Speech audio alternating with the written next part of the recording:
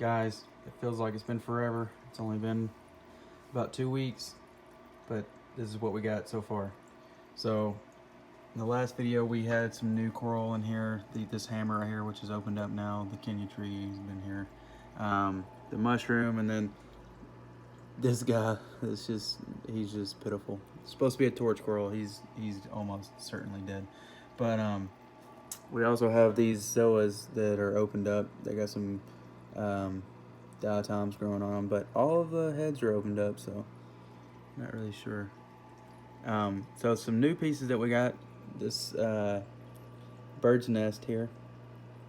We've got that, and then we got this beautiful acan. This guy's amazing.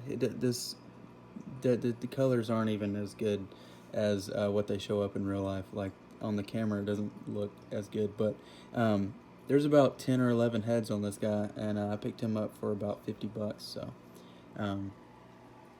still got the 2 clownfish back there, but we also picked up. Oh, you seen him just run? A little 6-line wrasse. Here he is. He's camera shy. Yeah, he's nice. So a little update on the tank. We're now sitting at a little over 3 weeks, maybe a month now. Completely through the cycle. I think the cycle ended after like the end of the 2nd week. Now we added live bacteria to the tank, so just for those wondering if you can instantly add fish, yeah, you can instantly add fish, but if you don't add fish, you're not going to cycle your tank, or if you don't add ammonia to the tank, you're not going to cycle your tank instantly, as they claim. It still takes a while for the colony of bacteria to populate. I mean, if you put it in a tank, they need food to grow, and that food being ammonia, and then they need a constant source of ammonia. You can't just throw in some ammonia and expect it to cycle. You have to add it. Like if you add, fish food every day, or if you have a fish that's excreting their stuff, that they're going to create a steady source of ammonia for the bacteria to eat. Now there's a reason why people say to add fish slowly over time and not just dump a bunch in.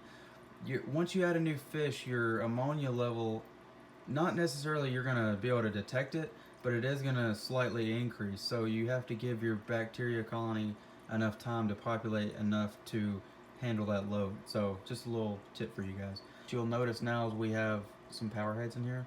This guy over here, and then this one up at the top, just to kind of give some kind of circular flow going. Now, in the next video, I don't know if I'm going to probably wait to post this until I figure it out, but we may be getting a lot more coral for this system. I found a guy on Craigslist that's breaking down a tank, and he's got 20 plus different frags of coral that he's wanting to get rid of. So, and for a great deal, if I might add. But we'll see about that. I may cut this out if it doesn't go through. But okay, so let's see what we've done since the last video. The lights are on a timer now. I just went and bought some timers from Walmart for $3 or $4, whatever it was, and redid some of the wiring. I ran out of room on the power strip for the stuff that I added, the power heads and stuff, so I needed one of those anyways. So now that the lights are automated, I don't have to flip them on and off. So there's that. But yeah, this is week 3. We'll just call it week 3. It's probably around in week 4 or something. But we'll do a water change tomorrow.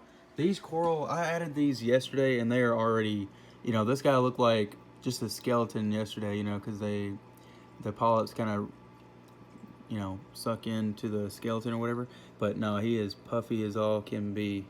And I fed him this morning some mysis shrimp, and those feeder tentacles came out. And man, it's crazy to watch them eat. And I'll be feeding those, at least once or twice a week, because I want to see some crazy growth with those guys. As far as the bird's nest, this guy I got for really cheap. So, and you can see the polyps are out. So, I mean, he must like the tank. I'm thinking that he's kind of browned out.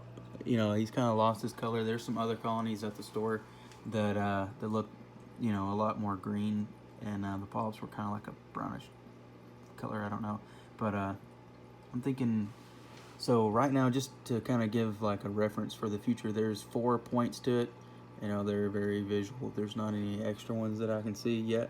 So we'll just kind of see how he grows. I do dose, I am dosing the tank, and also I do weekly water changes of 10%. So there should be enough calcium and alkalinity for them to grow. At this point, with 3 fish, I would consider this nano tank fully stocked. I mean, it's kind of pushing it. You know, having 3, I wouldn't go any more than that. For obvious reasons, the less fish you keep in your system, the less maintenance you're going to have to do on it. I mean, the less water changes you'll have to do, less testing. I don't know if you might do the same amount of testing, but it's just a lot easier um, to keep just one fish, or just to keep, especially in a small tank, just to keep a few fish, like just very, very little fish in there. If it were up to me, I would only have coral in tank, but you know, people coming over, friends and family and what have you, guess they don't like to look at it, what they call an empty tank. You know, coral are the more or less things that people in the hobby are into, but yeah, other people they would rather see fish in the tank. So um, now one thing I did get that you know I've always had, just haven't had one around, that is kind of an invaluable tool. I just wanted to mention for all you guys that are starting this hobby, get a turkey baster. It is incredibly useful. It's invaluable. It's something that you need for a variety of different things. I use it to feed the coral. You can use it to. That's one of the main things. Like you can get almost all the way down to the coral without even sticking your hand in the tank, which is great. Another thing is you can use the turkey baster to blow off the rocks and blow out and stir around the sand and stuff. That'll help you with maintenance tremendously. It's so much easier to do that. And if you'll notice, the back of the where the intake is, it's cleaned off. Like there's not any, you know, fish flakes that kind of settled. I think there might have been some in the old video, but so there's you just use a turkey baster and blow it off, and it'll be sucked right into the filter. One thing I do during the water change, I'll just take the turkey baster and just blow off all the rocks and the sand and get the water kind of cloudy and stuff. And then while that's kind of going, you know, I'm siphoning out my water so it'll kind of get out of the tank, and also my filter can suck up the rest, and then I'll just clean out the filter pad. But yeah, definitely get that. I would highly recommend that. Alright guys, see you in the next video.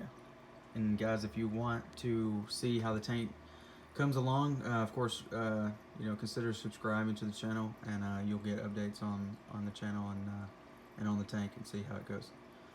Also, if you don't mind, if you do enjoy the content, please just you know, hit the like button. That helps me out a lot, and I appreciate